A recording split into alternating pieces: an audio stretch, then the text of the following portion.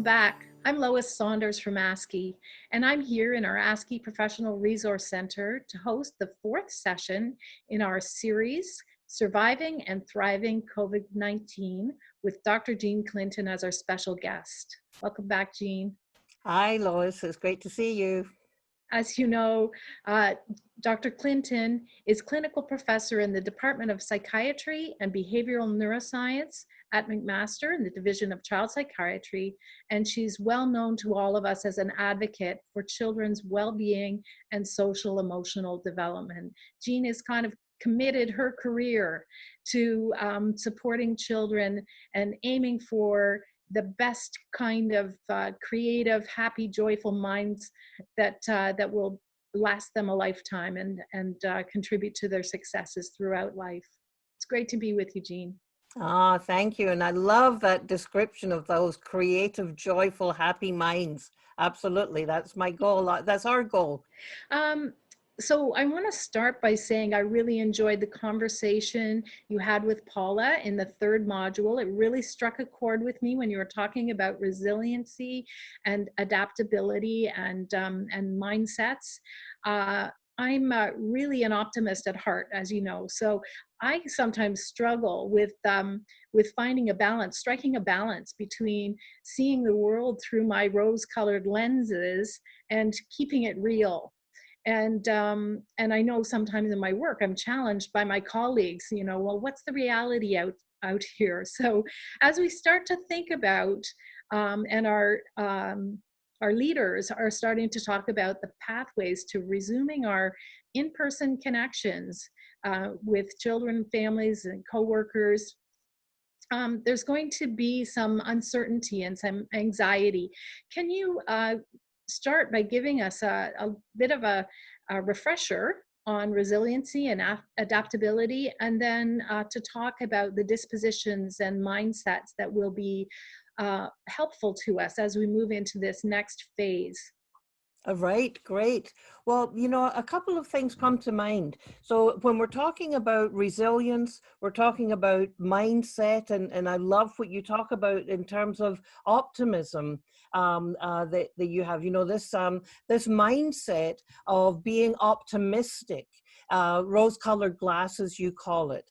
I think it's so very, very important as we think about building our children and our own ability to bounce back after these very, very challenging times. So let's talk first of all about the resiliency.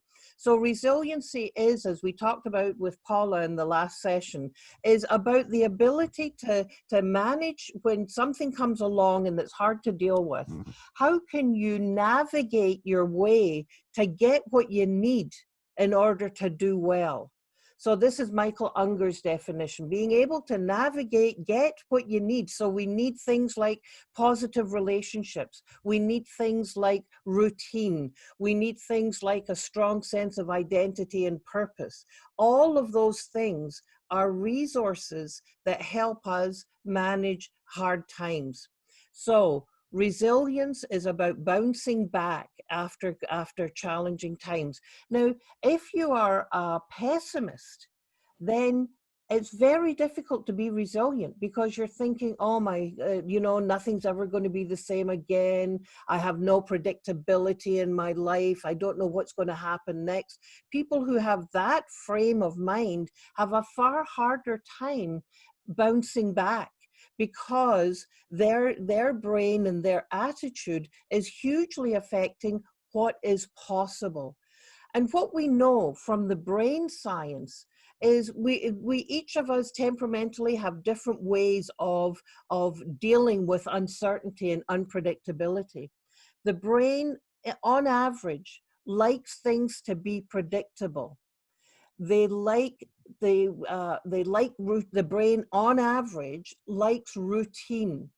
So when we're thinking then about being optimistic and about resilience, we need to know that structure and routine, the brain likes, and it's good to build in terms of resilience.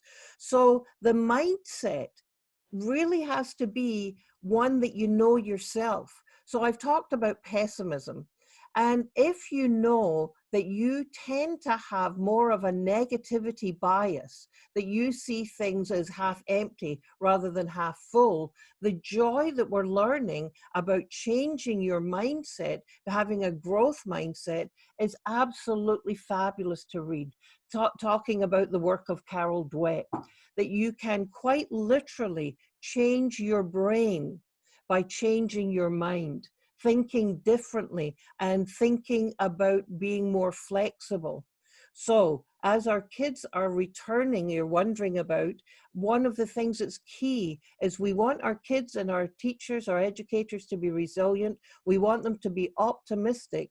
And that means we also need them to be flexible and to have ideas in mind about what do I hope for the kids.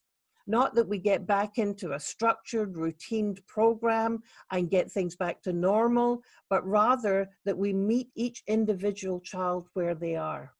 So that's a bit of a long-winded answer to what came to mind with your question, Lois. Did that make sense? Yes, it did make sense. And it brings me to a next question, because I'm wondering about the ability for people to develop, acquire new habits of mind or mind skills, and what that means for parents and educators in coaching and supporting their own children through dealing with change and uncertainty. Are the mindsets something that we can learn and coach in children? Oh, such a great question. And the answer is an absolute yes, not only in children, but also in adults. We know from the work of many scientists, and it was first brought out to the public in a mainstream kind of way by Norman Deutsch when he wrote the book, The Brain That Changes Itself. But what we know is that we can change our brain. We can change, and that means we can change the neurons, which are our major brain cells. We can change how they connect up to other areas, parts of the brain.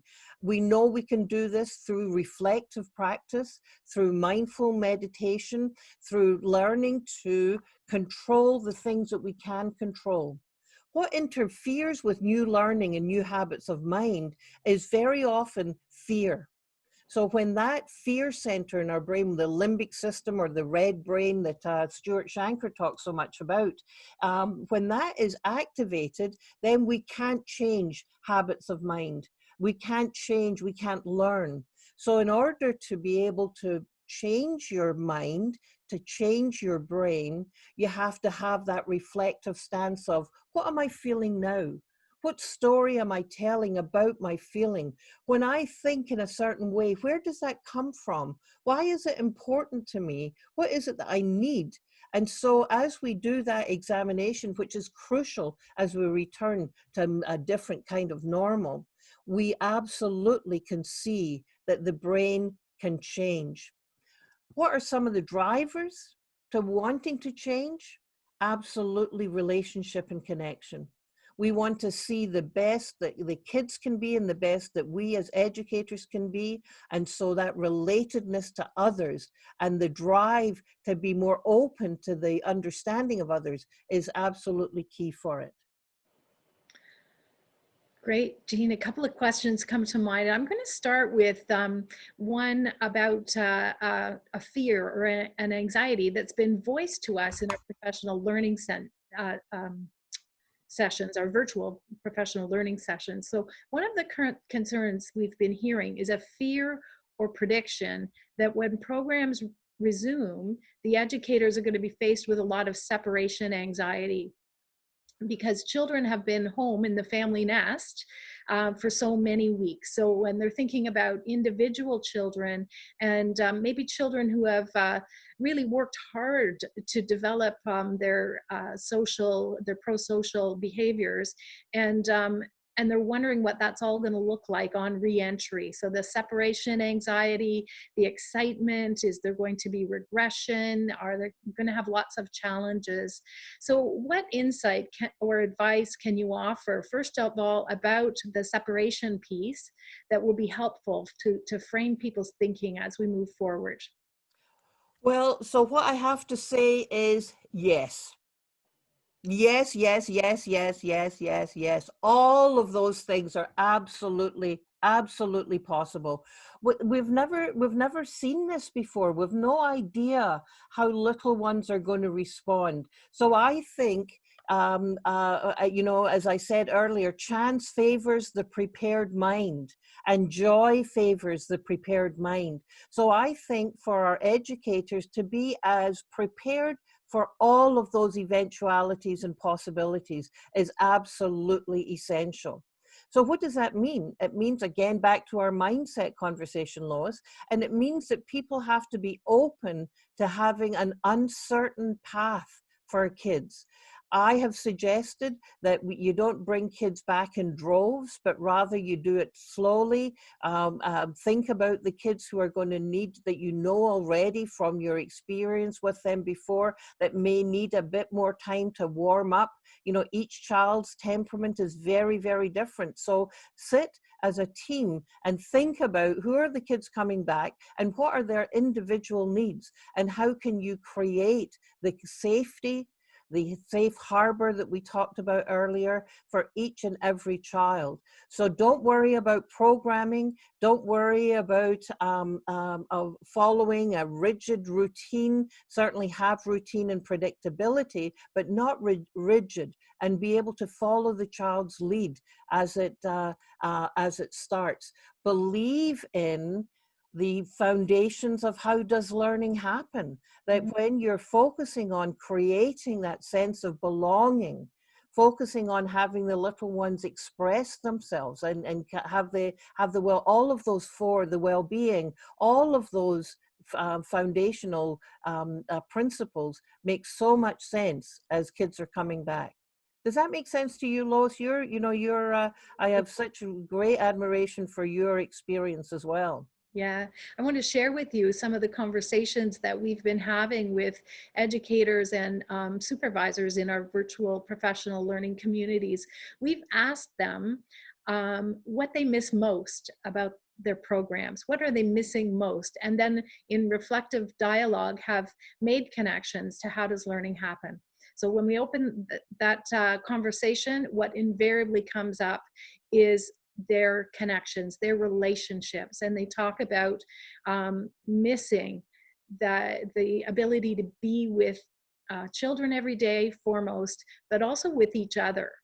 And in reflecting on that, they talked about having um, a new awareness of what belonging feels like.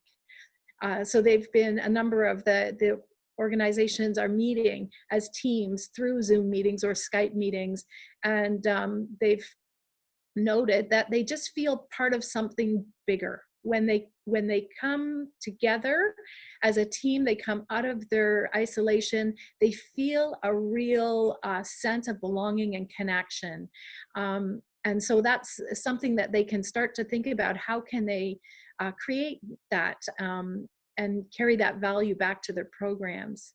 Another comment that stuck with me from one of the supervisors, she said that in reflecting with her team around their ability to come together, they said it's made a difference in how they think about engagement, because although Zoom and Skype and virtual connections are great, they're well aware that it's not like the real thing. It's not like being present in the same space and collaborating on a project or working hands-on in that way. So for this supervisor, she said it's that foundation. We have a real new understanding about what it means to be meaningfully engaged and present with our children and families. Wow,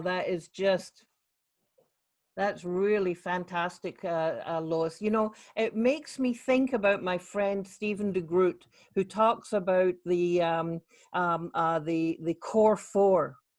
That when you experience meaning and meaningful work and meaning in your life, when your needs, values, goals, and strengths are in alignment, And as you're describing what the supervisors are talking about, it seems to me that they're not focusing and saying, how are my needs doing? How are my values? How are my goals? But inherent in the story you just told is a coalescing of those four, isn't it? And that is giving people meaning. And, you know, wouldn't it be just a fantastic gift of these challenging times if more people were able to get in touch with their meaning, of that sense, the need for belonging and authentic belonging, authentic connection, well-being, authentic experiences, and experience real meaning. That would be something. And, you know, I think ASCY, and through these things that we're doing, these we maybe lead the conversation for more people to be able to do that. Yeah. Um, yeah, as I think about moving forward, and I mean, it's only logical that there is going to be rigorous attention to sanitary practices and health and hygiene practices, and that's critically important as well. And people will have concerns about that, and we'll be relying on our local public health department to bring forward the information, and we'll be prepared. And I think we can be confident in that regard. And but there's also this I believe a sense of excitement, a true excitement about being able to reconnect and be together again, and that makes me hopeful. And if we can start to think about the intentionality around bringing our four foundations to life in our programs, um, you know, things like, I know in one of our sessions, Sue mentioned the gathering time, but really appreciating that this gathering time is not just about who's here and who's not here in the attendance, but it's a time to be a part of something together, and there'll be things to celebrate. Children have been home for a long time. I have a little granddaughter, and she's independently toilet training now, and that wasn't happening before. Other are sleeping in a big girl bed or a big boy bed, or might have learned to zipper up their jacket, and those are things that they can celebrate with their peers, and just spending time to enjoy that. And I think about the kinds of activities that we're really accustomed to as early childhood educators, but we will have a more meaningful and intentional approach to them.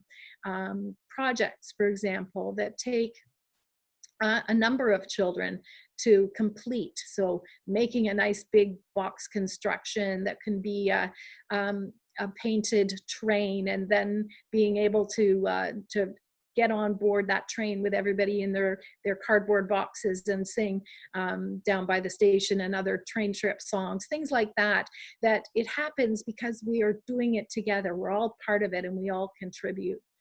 Uh, Right. The intentionality that you're describing, I think, is the key. And, you know, I loved our conversation with Paula as we talked about nothing without joy, nothing without joy. And so what I'm hearing in your reflection here, or your conversation, is the reflective practice that we have an opportunity here to really shake it up and say, what is the important thing in the work that I do? So the circle time example is perfect. Do you just do check-in, or do you actually create that sense of community and family with and amongst the children and the teacher? I love it. I love it, Lois. You're filling me with so much hope as we move forward. It's wonderful. Thank you for that. Something that else that's come to mind is educators sharing their and reflecting on a shift in their rapport with parents after Mhm. they've had virtual connections. Um, they at first they said, oh, we missed the daily informal kind of chats with parents at arrival and pickup time, and but they're seeing this shift and a new rapport developing with their, many of the programs are doing virtual, like online connections and activities and experiences with children. And so the child relies on the parent engagement in order to be ready to take part, to have the iPad and logged into the blog or the media page or Zoom or whatever they're using, and be ready. I've seen some great examples of things like Crazy Hair Day, Dance Party Day, and parents are a part of that. Uh, so educators are also hearing back from parents about how much they love that, how they really needed that in their day, and how fun that was. And I so appreciate you're doing this, because sometimes it's voluntary. Many times it's voluntary that the educators are just doing that to stay connected.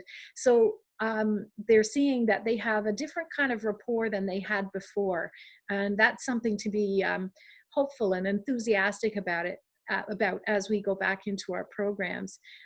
We're doing some reading at ASCY on From Teaching to Thinking by Ann Pello and Margie Carter, and she talks about the alliances with parents, seeing parents uh, as allies, that you need each other to be really effective in your work. So, and everybody has something to contribute. Wow, how can we, just as we're finishing up here, Lois, how can we capture the changes that people are experiencing, recognizing now that childcare is in fact an essential service, recognizing that parents, teachers, and kids are all capable and competent and allies. And parents are finding out that looking after little children is a heck of a lot harder, and it's way more than babysitting. So wouldn't it be fabulous if we saw a revolution in terms of understanding about the importance of early years and the importance of looking after children as a village, that it takes us all? Absolutely wonderful and exciting. I'm just wondering if you have any words for our membership, our community, and for others about what do you hope for? What is your hope for children as they resume their daily experiences in schools and early childhood settings, and why? Yeah, well, I think we've covered it. I think that the hope I have is that through this trying time, that children come out of it stronger, better, having a sense of identity, a sense of hope for their futures. That parents will come out of this, come through this, and educators with more of a deep respect for each other, and a wavelength, simpatico, where they appreciate what has happened. I have to say I worry about an increase in anxiety, but I think that we're going to be seeing a revolution in terms of education, seeing well-being and learning about social and emotional development as key. And so I'm very hopeful that we will see a significant shift. I'm so excited to be part of the wave of change, and I think it's people like you and the work that you do at ASCY that's going to be in the early years world, going to be leaders at the very front edge of this. So that's my hope. Oh, thanks so much, Jean. Um, and it gives me something to plant some food for thought with our participants who are taking part. As you reflect on this discussion today, and Jean provoked us to think about a next step of thinking about what we know about individual children and being prepared and thinking about what their experience might be like, and being ready for that and prepared to set them up for success. So that might be a takeaway. I have other takeaways, and I'm sure our participants do as well. If there's anything you'd like to ask further questions about, and no doubt, as you think about individual children, individual questions will come up, and resources to explore. So we look forward to connecting again, Jean, on Thursday evening at 7 p.m. for our Q&A session, and connecting with all our participants. And for now, I want to thank you so much for your time and for this fabulous conversation, and we'll see you later this week. Terrific. Thank you, Lois.